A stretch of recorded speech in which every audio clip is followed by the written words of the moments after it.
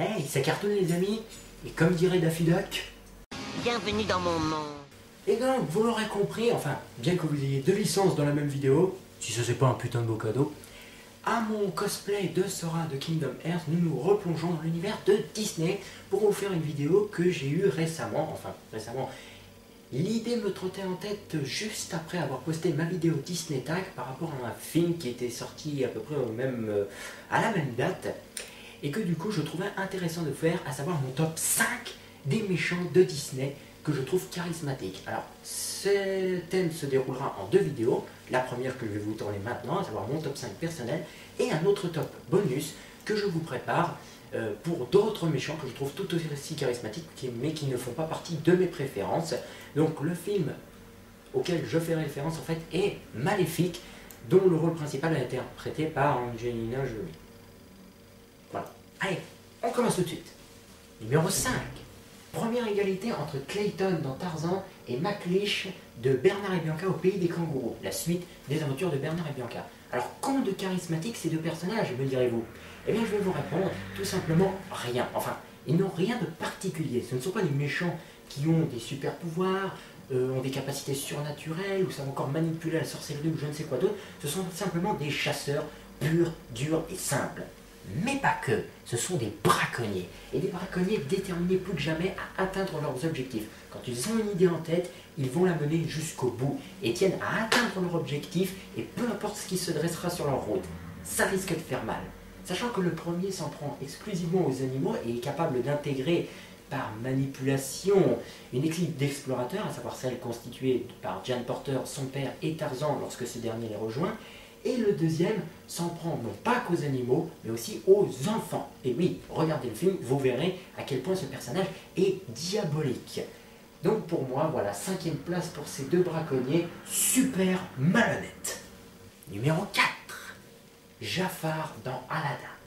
Alors, pourquoi mérite-t-il uniquement la 4e place, me direz-vous, par rapport à son charisme?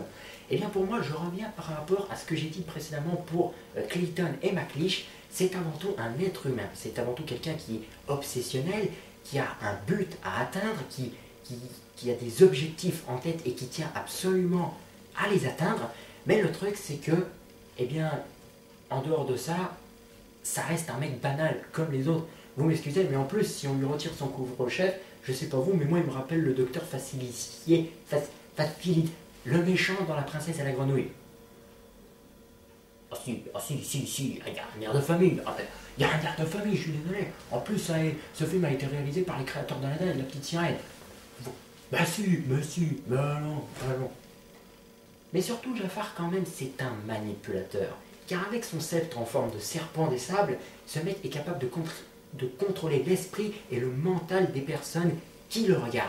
Et donc, ça pour moi, c'est un putain de méchant. Et surtout, en plus, une chose qui, on va dire, est très évidente vis-à-vis de son rôle, c'est la première fois qu'on le voit. Je veux dire, lorsque vous le découvrez, que vous le voyez apparaître pour la première fois dans le film, pour vous c'est une évidence. C'est le méchant. Et donc, ça rejoint ce que j'ai dit pour Clayton et McLeish. Numéro 3, Ursula dans La Petite Sirène. Alors, en plus, tout comme Jafar dans Aladdin, la première fois que l'on voit cette créature à l'écran, pour nous c'est une évidence. Je veux dire, c'est elle la méchante. Il n'y a pas à nous faire un dessin, c'est elle. Hein. Et sachant que ce personnage a un passé, une histoire, son histoire, extrêmement intéressante et que je trouve pas exploitée dans le film. Parce qu'elle nous raconte comme quoi avant, elle était membre du royaume d'Atlantica et que celle-ci a été chassée pour on ne sait quelle raison. Donc ça en fait un personnage super intéressant à suivre. Et par-dessus tout, elle maîtrise la magie. Donc vous voyez, on monte crescendo dans le top. Ce personnage est une pure manipulatrice. C'est pourquoi elle arrivera à tourner l'histoire, l'aventure d'Ariel en sa faveur pour pouvoir être à son avantage et parvenir à ses fins afin de devenir la reine ultime des océans et de prendre la place du roi Triton. Alors rien que pour ça, 3e position. 2e position, enfin deuxième ennemi en fait. Parce que là, il s'agit d'un personnage que pour moi je ne pouvais pas passer à côté, mais à ce moment-là, ça aurait fait un top 6 comme Punky, et j'aurais dû trouver une justification, et je tenais absolument à lui offrir une place dans mon classement. Donc voilà, on va dire, c'est un classement exceptionnel, une place occasionnelle. Voilà, il s'agit de Scar dans Le Roi Lion. Alors, que dire sur ce personnage si ce n'est l'évidence même?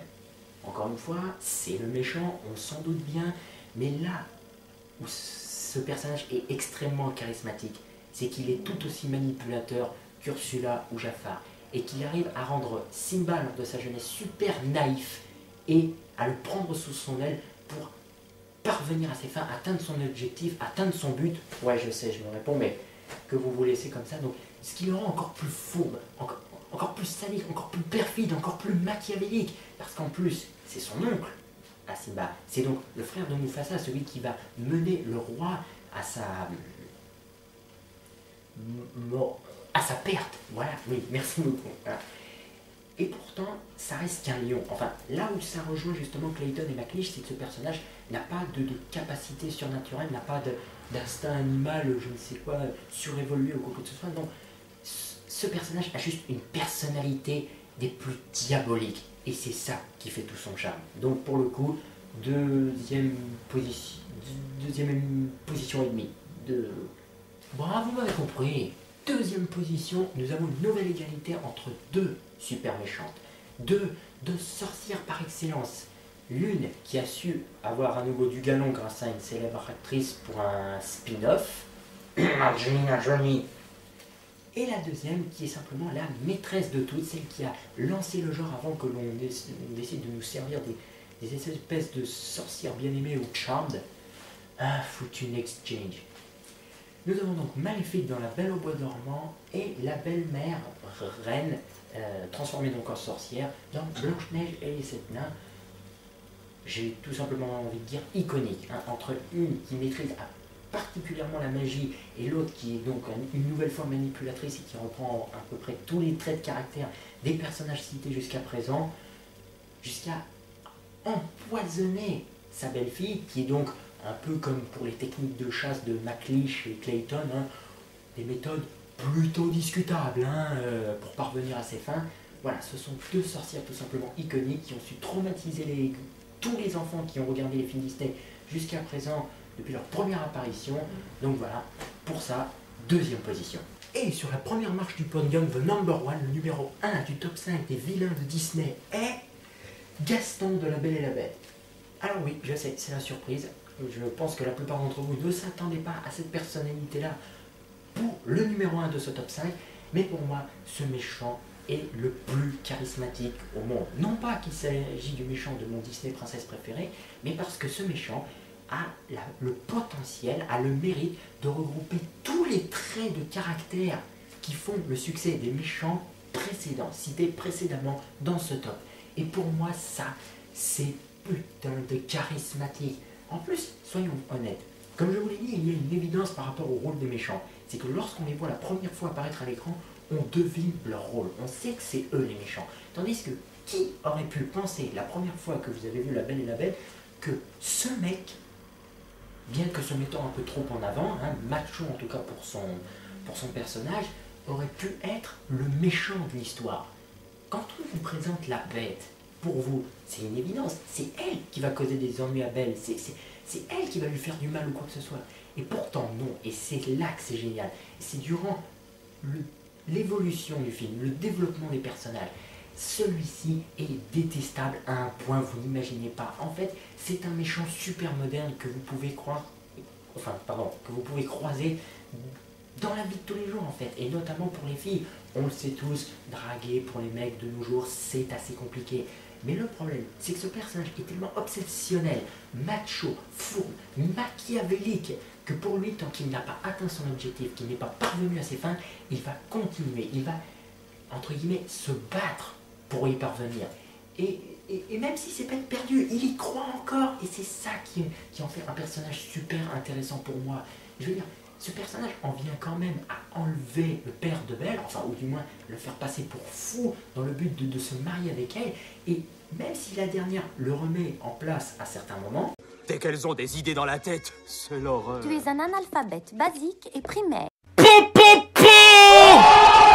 C'est que le mec, il insiste, tu vois, il chie une fois, et bien il continue. Pour lui, c'est une drogue, il en a besoin de prouver qu'il est le meilleur en tout.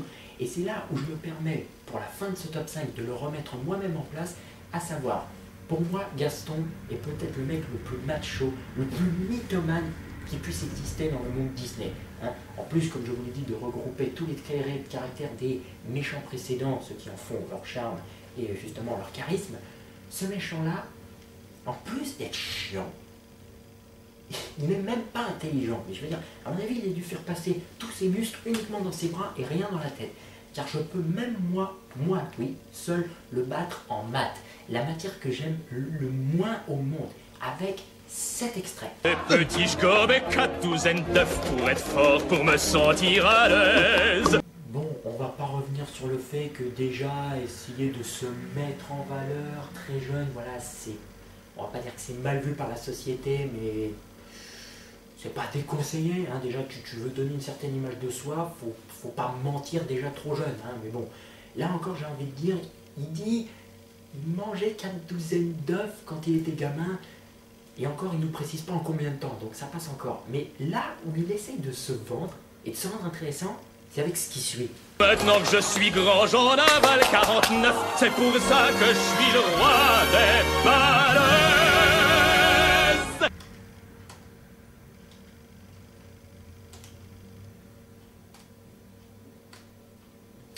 Ouais, alors 4 x 12 font bel et bien 48. Et tu veux nous faire croire que tu es devenu encore plus fort et plus macho que tu l'es déjà en ayant avalé la même quantité d'œufs plus 1 à ton âge. Adulte. 48, 49, c'est... Il est où l'intérêt? Qu'est-ce que tu veux nous faire croire? Pourquoi tu te vends comme ça? C'est quoi? Tu te vends, mais t'es un venteur, mais t'es un pur mythomane, mais mec, t'as un problème, t'es pas... Donc voilà, c'était mon top 5 des méchants charismatiques dans le monde de Disney. J'espère que ça vous aura plu. Si vous avez eu certaines préférences par rapport à ceux que j'ai cités dans mon top 5 personnel, ou que vous avez retrouvé vos méchants préférés, enfin, je sais pas comment on peut avoir un méchant préféré, mais bon, bref, en tout cas, si vous avez aimé cette vidéo, faites-le moi savoir en cliquant sur j'aime et en me laissant un commentaire. Si vous n'êtes pas abonné à ma chaîne, ben c'est le moment de le faire. Si vous êtes cap. Et d'ici la prochaine vidéo, ben moi, je vais aller buter du méchant. Et qui sait, 1 ou 200 cœurs, parce qu'en ce moment là, c'est la saison. Donc d'ici la prochaine vidéo, je dis portez-vous bien et bye, c'est Abe.